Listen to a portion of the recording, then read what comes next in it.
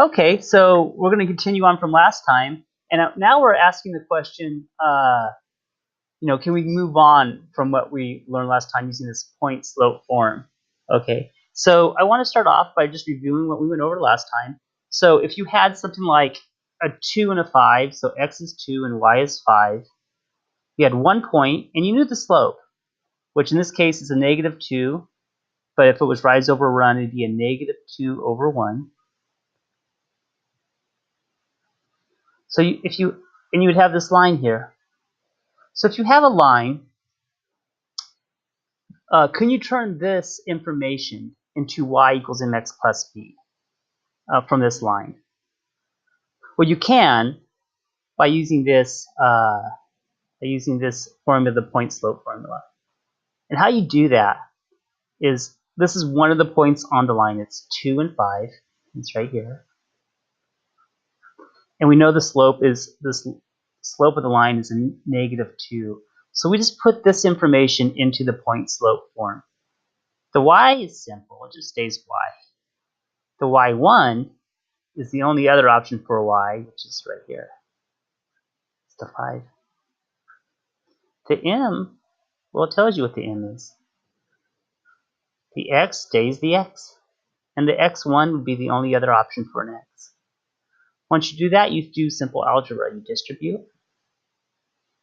So y minus 5 equals negative 2x plus 4. And then you solve for y by adding 5 to both sides.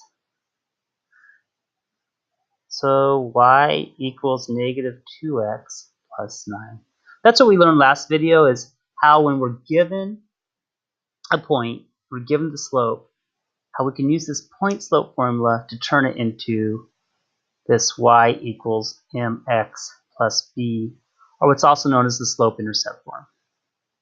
Wow, that is a mouthful. That was all last lesson, sums up in about 45 seconds. Now, I have a question though. What if you are not given the m and a point? What if you're not given that information? How can you then use this formula to turn it into y equals mx plus b? It's a very good question. Let's look at this one here. It doesn't tell us what the m is. So how can we find the m? How can we derive an answer? Well, it just so happens that when there's no m given to you, you have to first find the m. Now, on this one, it's kind of easy because there's a graph, and you could just count. You can see that we're rising 1, 2, and we're running 1. It's kind of simple and easy in that way. I don't want it to be that simple all the time because you won't always have a graph. So let me show you how to do it when there's no graph. You can't just count. Okay, I'm going to show you a way that works even if I give you numbers without a graph. Okay, so the first step, though, would be to find the slope. Find the m. Find the slope. Okay, and how do you find the slope? Well, the definition of slope, you may remember, is y2 minus y1 over x2 minus x1 equals m. So in order to find the slope, we need 2 points on here to find it. It doesn't matter on this line where you get the points from. This is a 2 and a 5. This one looks like it is a, let's see, let's do this one. It looks like it's a 1 and a 0. Or a 0, sorry, and a 1. Where x doesn't move at all, it stays, and then y goes up 1. So let's use our formula, now that we have 2 points, to find the m. y2 minus y1 over x2 minus x1 equals m. So we have it written over here. We can scoot this over. So using these points, y2 we'll say is 5. Minus y1 would be 1 over 2 minus 0. The slope is 5 minus 1 is 4. 2 minus 0 is 2, but that could be simplified. The greatest common factor between these two numbers is 2. I could divide them both by 2. 2 goes into 4 2 times. It goes into 2 1 times. It looks like the slope is a 2 over 1. Okay, so that's your m. m equals 2 over 1. we're going to just write 2. We're not going to write over 1 because the next step is to place it into, or substitute, it would be a better word, the 2 for m in the slope. I'm sorry, the point slope equation.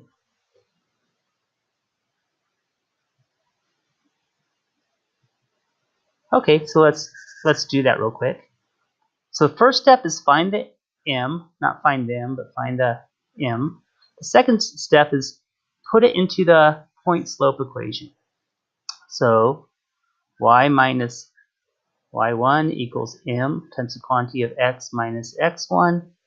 Remember from earlier that that is the point slope equation, right? To jog our memory, point slope. But now we know that the m is actually a 2, right? So it's y minus y1 equals 2 times the quantity of x minus x1. Okay, we know that the m is 2, but we still need, that's the slope, we still need a point. Here's the good news. We have a lot of points we can choose from on this number line. Actually, an infinite amount. But we saw these are 2 other points, right? We can choose either one of these to work out the equation. I can either choose the 2 and the 5 or the 0 and 1. I'm going to go with the 0 and the 1 because math is pretty easy when you use zeros and ones.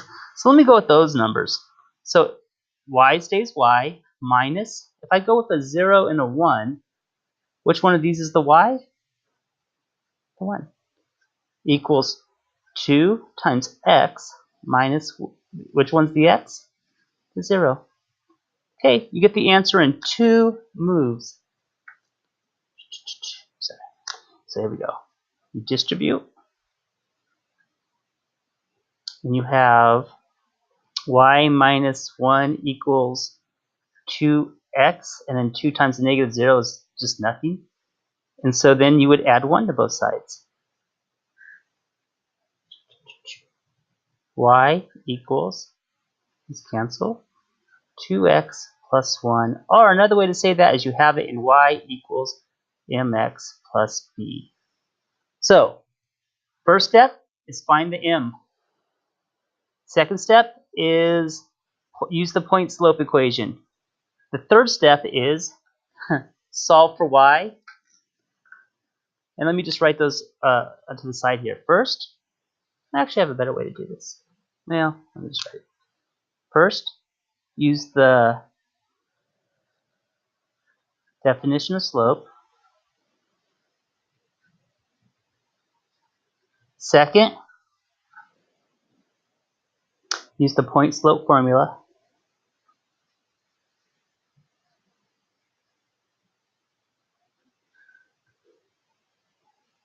Third, solve for y, which brings you to the fourth. It turns into y equals mx plus b. So if I were to just use the equations that you're using, how that would look, how that would be that first, you find m. Second, use the point slope equation. Third, ends up as y equals mx plus b. Those are the 3 steps, and your answer will look like this. You know, the equation of a line, slope-intercept equation. Y equals mx plus b, all the same thing. Okay, well, I hope this is helpful. I know it's a lot of material. It's one of the most condensed sections that we've covered so far. But once you get a firm grasp on this, it really will help you with our future sections. So the rest of what we're going to cover, you'll seem kind of easy compared to this. So, all right.